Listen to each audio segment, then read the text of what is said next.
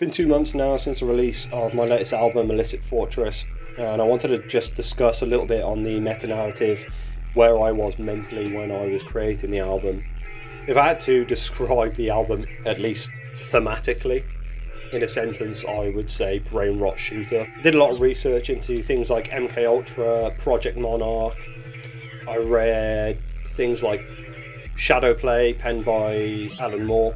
I spent a lot of time on fringe websites that were sharing these really out there conspiracy theories, and watching a lot of brain rot memes of pro-American military industrial complex and pro-drone warfare videos that were created to be ironic, but in a way that made them more potent.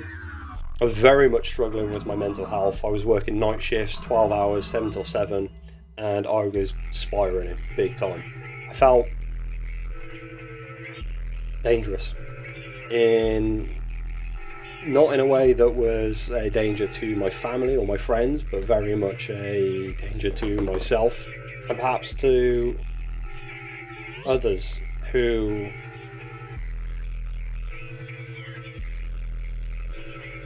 I think in a way probably deserve it.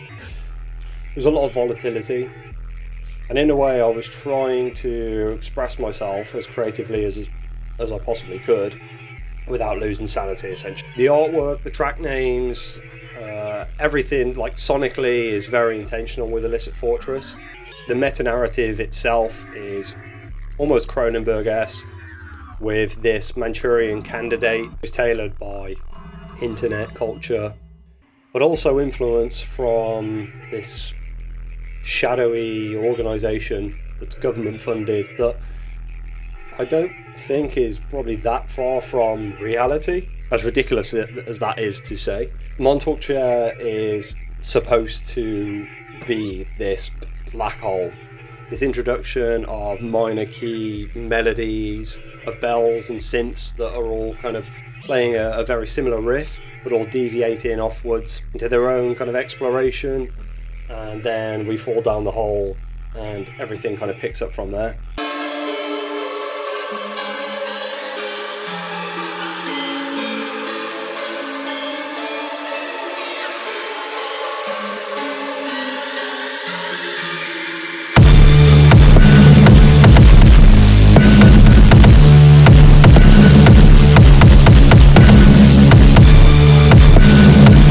Then track 3, which is Dumb, Deep Underground Military Base, was very much a kind of exploration into these American black sites.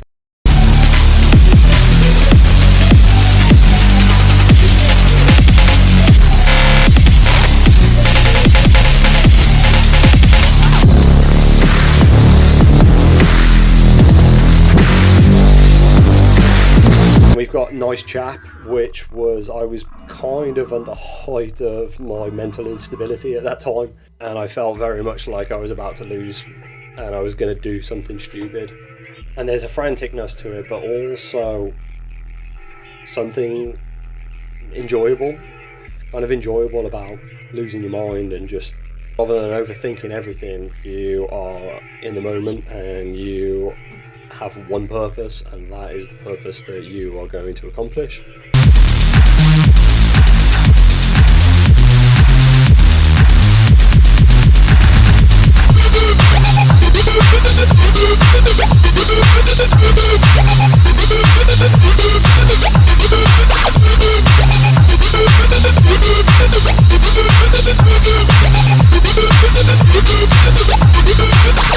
And the album just builds up. It's supposed to be a crescendo where you've got some dynamic range and some different styles and melodies, and then when you get further down there is an abandonment of dynamics, and the musical rule is being thrown out the window.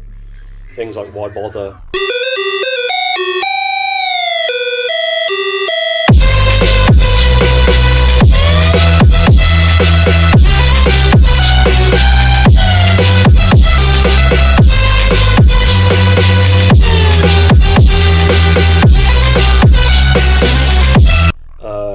In particular, the ending is where I was very much at probably the lowest of the low, which I think comes through in that track.